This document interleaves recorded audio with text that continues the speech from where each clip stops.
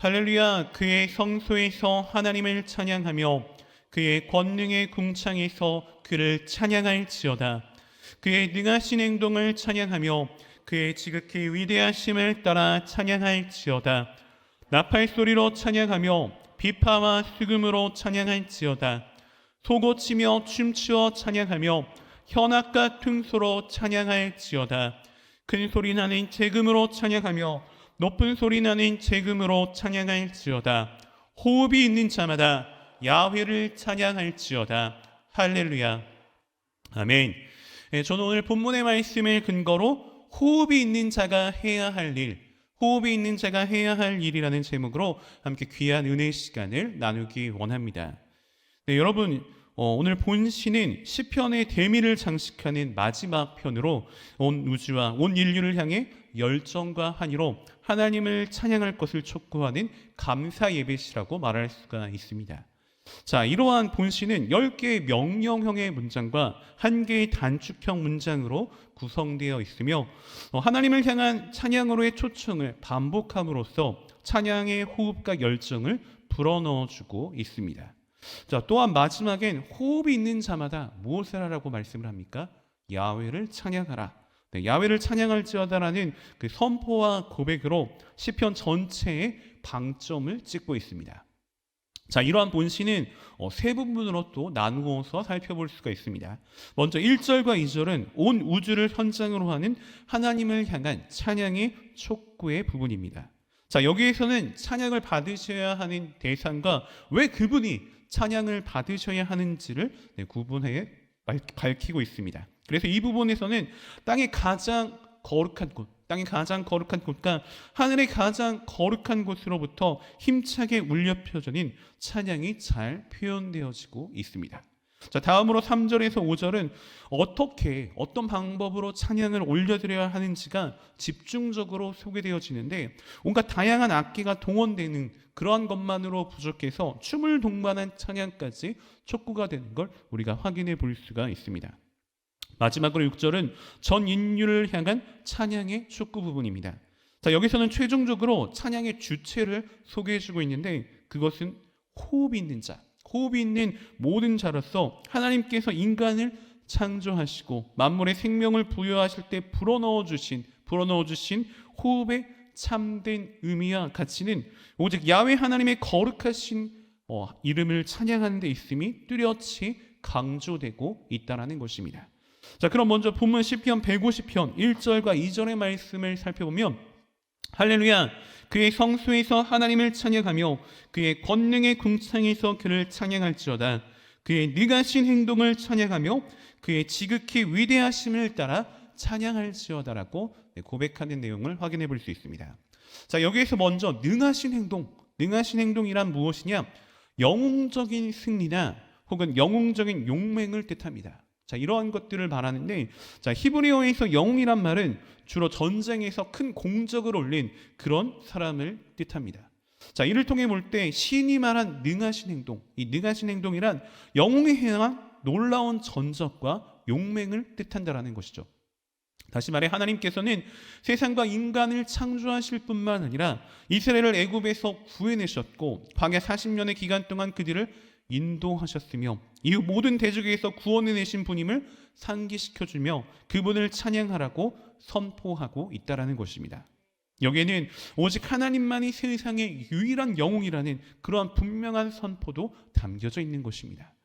자, 여러분, 사실 사람들은 어떻습니까? 영웅을 만드는 것을 굉장히 좋아합니다. 영웅을 삼는 것, 영웅을 만드는 걸 굉장히 좋아하죠.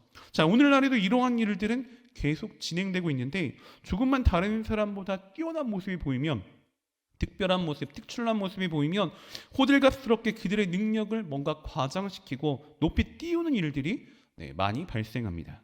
그리하여 그가 마치 신이나 된 듯 받들고 떠받들고 칭송을 하는 그러한 모습도 나타난다는 것이죠. 과거 전쟁에서 승리한 왕들이나 또 위대한 업적을 이룩한 사람들에 대하여서 종종 그들을 신처럼 떠받드는 일을 해왔으며 심지어 그들 자신이 스스로 그 같은 요구를 다른 사람들에게 하는 경우도 우리가 확인해 볼 수가 있습니다. 그러나 여러분, 인생의 모든 역사란 어떻습니까? 인생의 모든 역사는 하나님의 섭리 가운데, 하나님의 주관 아래 다 있는 것입니다. 그것을 우리는 잊어서는 안 되는 것이죠. 그렇게 역사라는 것이 물론 인간들의 이야기라고 생각을 할 수 있지만 사실은 인간을 통해 행하신 하나님의 사역이라는 것을 우리가 분명히 기억해야 하는 것입니다. 그렇기 때문에 설사 인간의 왕들 중에서 전쟁 가운데 승리를 쟁취하고 자기 백성을 구해냈다고 하여서 자만에 빠져 자기를 드러낼 수 있는 것은 절대 아니라는 것입니다. 아무리 특별하고 선한 일을 자기 손으로 성취했다 할지라도 인간은 그것을 자랑하고 스스로 뽐내서는 안 된다는 것이죠. 그 모든 것이 누구의 은혜입니까?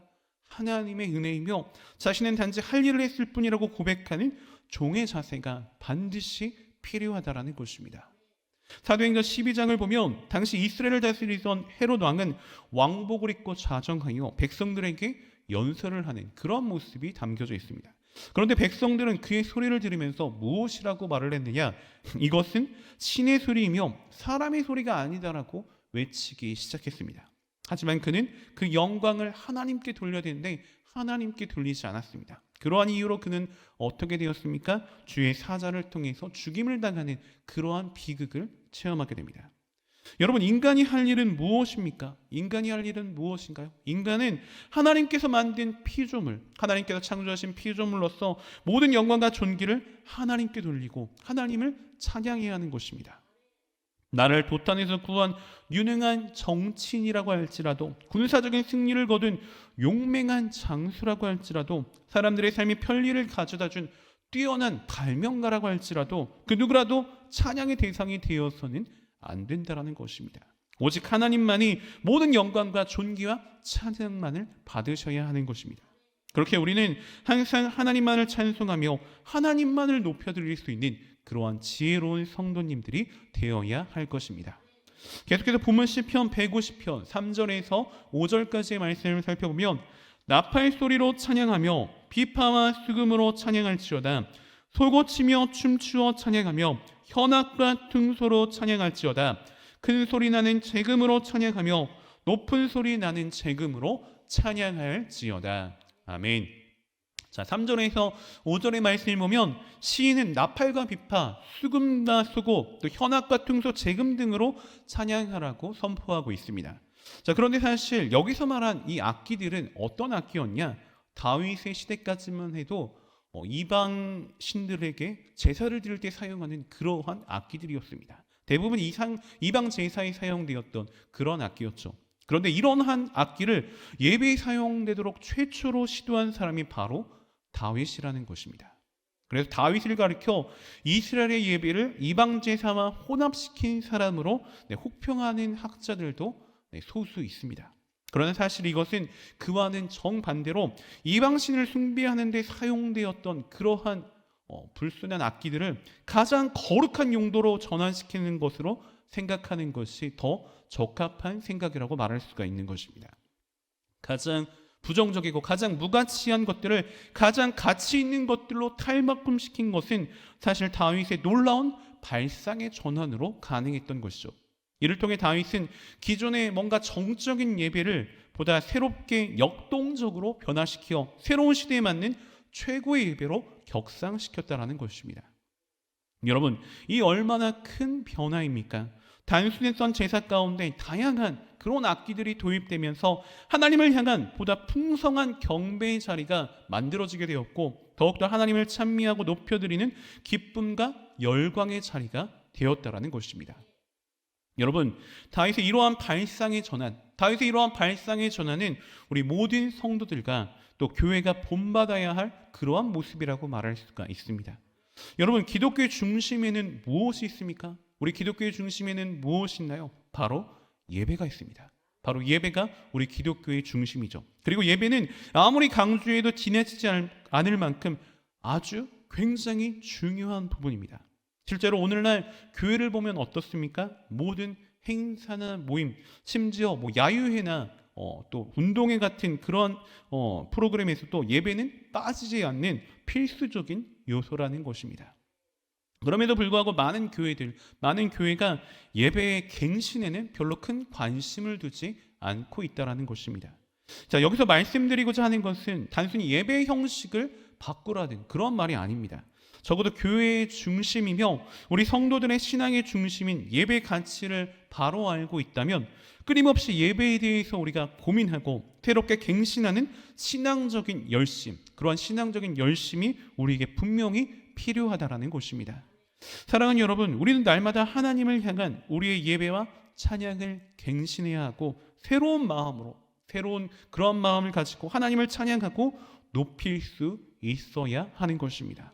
우리의 창조주시며 구원자가 되시는 하나님께 예배하고 찬양한다고 그렇게 말을 하면서 무성의한 마음으로 찬양을 드리고 예배를 드리는 것은 하나님께서 결코 기뻐 받으시지 않으신다라는 것입니다. 우리의 신앙과 예배를 날마다 갱신하고 날마다 은혜와 감격이 넘치는 아름다운 예배, 온전한 예배, 신령과 진정한 예배를 하나님께 드릴 수 있는 우리 모든 성도님들이 되시기를 주님의 이름으로 축원합니다.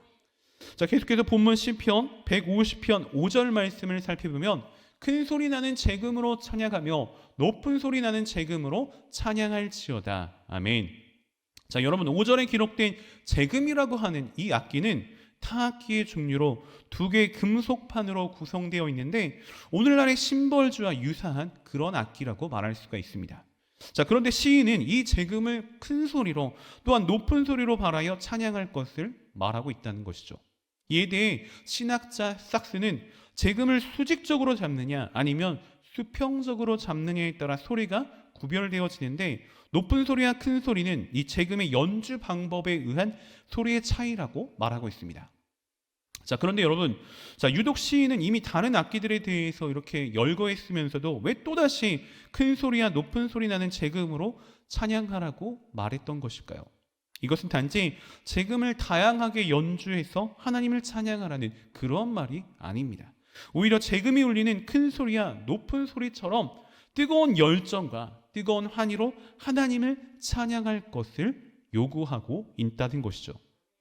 여러분, 이는 시인이 본시 전체에서 말하고자 하는 가장 핵심적인 주제라고 말할 수 있는 것입니다. 그렇게 그는 이처럼 열정적으로 하나님의 백성들을 향해 하나님을 향한 찬양을 선도하며 하나님을 향한 찬양을 독려하고 있는 것입니다. 여러분, 우리는 오늘 이 말씀을 그 무엇보다 우리의 가슴 속에 새기고 이 말씀을 바로 우리 자신을 향한 말씀으로 받아야 하는 것입니다. 왜냐하면 오늘날 우리가 교회에 나와 예배를 드리고 또 찬양을 드리며 하나님의 이름을 부르고는 있긴 하지만 그 안에 진정한 열정과 환희는 식어져 있을 때가 참으로 많다라는 것입니다. 여러분, 예배란 무엇입니까? 예배란 무엇인가요? 우리를 구원하신 하나님께 구원의 감격과 구원의 기쁨을 가지고 나와 하나님을 송축하며 높이고 하나님을 만나는 소중한 시간입니다. 그런데 그럼에도 불구하고 우리는 식어진 감격을 가지고 나올 땐 없었습니까? 식어진 감격으로, 식어진 기쁨으로 형식적인 예배, 그러한 예배를 드릴 때는 없었습니까? 그만큼 우리 안에 구원의 감격 그리고 하나님을 향한 찬양의 열정과 기쁨이 식어지고 있다는 것을 의미하는 것입니다. 여러분, 구원의 기쁨이 식어지면 어떤 일이 발생할까요? 구원의 기쁨이 식어지면 무슨 일이 발생합니까? 자, 죄의 늪에 빠질 위험성이 상당히 높아진다는 것입니다. 다윗이 그것을 증명했죠. 구원의 기쁨이 희미해지니까, 구원의 기쁨이 식어지니까 죄를 범하게 됩니다. 우리아의 아내 바세바를 범하고 또 우리아를 죽이는 그러한 죄의 늪에 빠지게 되었다는 거죠. 나단 선지자가 그를 책망하고 훈계했을 때, 회개할 때 그가 무엇으로 회개를 합니까? 주의 성령을 내게서 거두지 마옵시고, 또 중요한 부분 하나가 있습니다. 구원의 기쁨을 다시 회복시켜달라는 그러한 기도를 드리는 걸 볼 수 있죠. 구원의 기쁨이 식어지니 자신이 이러한 죄 가운데 빠졌다라는 것을 다윗이 분명히 인지했다라는 것입니다. 여러분, 온전한 신앙의 열정과 환희를 하루속히 회복하시기 바랍니다. 이 열정과 환희를 가지고 하나님을 전심으로 송축하며 하나님께서 기뻐하시고 하나님께서 받으실 만한 참된 예배를 하나님께 드리는 복된 성도님들이 되시기를 부탁을 드립니다. 마지막으로 본문 시편 150편 6절의 말씀을 보면 호흡이 있는 자마다 야훼를 찬양할지어다. 할렐루야. 자, 여러분, 성경의 용례를 볼 때 3절의 나팔은 누가 부르는 악기입니까? 제사장이 부르는 악기입니다. 제사장이 부르는 악기고, 수금과 비파는 레위인들이 사용하는 그러한 악기였습니다. 그리고 사전에 등장하는 수고는 주로 여성들이 사용하는 그러한 악기였죠. 자, 시인은 이처럼 특정한 사람과 관련된 찬양의 축구를 하다가 이제 본시 마지막 절이자 시편의 마지막 내용인 이 본절에서 호흡이 있는 모든 자를 언급함으로 하나님을 향한 찬양의 주체, 하나님께 드리는 찬양의 주체는 호흡을 가지고 있는 모든 인간이라는 사실을 밝히고 있다는 것입니다. 여러분, 최초의 사람이 어떻게 창조를 받았습니까? 어떻게 창조되었습니까? 최초의 사람은 하나님으로부터 호흡을 받아서, 하나님께로부터 호흡을 받아서 사람이 된 것입니다. 하나님께서 인간의 코에 호흡을 불어넣어 주셔서 아무것도 아닌 흙인 그러한 존재가 하나님의 호흡을 통하여, 하나님께서 주신 그 호흡을 통해 살아있는 생명이 되었다는 것입니다. 그런데 만일 하나님께서 그 호흡을 거두어 가시면 우리 모두는 다시 흙으로 돌아갈 수밖에 없는 미천한 존재라는 것입니다. 따라서 하나님을 찬양하는 것만큼, 하나님께 찬양을 드리는 것만큼 호흡을 가치 있게 사용하는 것은 없다라는 것입니다. 그렇기 때문에 생명의 호흡을 하나님께로부터 부여받아 생명을 부지하는 이 모든 존재는 마땅히 하나님을 경배하고 하나님을 찬양해야 하는 것입니다. 이처럼 찬양하라는 명령은 두말할 나위도 없이 온 인류에게 해당하는 가장 중요한 말씀이라는 것입니다. 우리 다시 한번 본문 시편 150편 6절의 말씀을 다 함께 합독하시겠습니다. 호흡이 있는 자마다 야훼를 찬양할지어다. 할렐루야. 찬양하라 내 영혼아, 찬양하라 내 영혼아, 내 속에 있는 것들아 다 찬양하라. 찬양하라, 찬양하라 내 영혼아,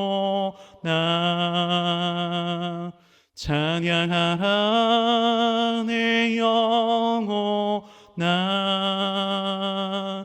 호흡이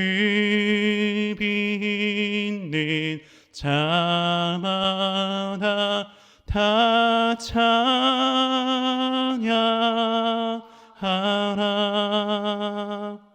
아멘. 사랑하는 여러분, 시인은 총 150편의 이 시편을 마무리하면서 오늘 우리가 반드시 기억해야 할 한 가지 사실을 밝히고 있습니다. 그것은 바로 찬양이라는 것입니다. 여러분, 찬양은 우리 성도에게 있어 무엇과 같은 것입니까? 호흡과 같은 것입니다. 창조되신 하나님을 인식하는 그러한 영혼이라면 찬양이 우리의 호흡처럼 매 순간 고백되고 선포될 수 있어야 한다는 것입니다. 여러분, 오늘 우리는 하나님께서 창조하신 피조물로서 어떠한 상황이나 어떠한 환경 가운데 있다 할지라도 찬양의 열정과 환희를 회복해야 할 것입니다.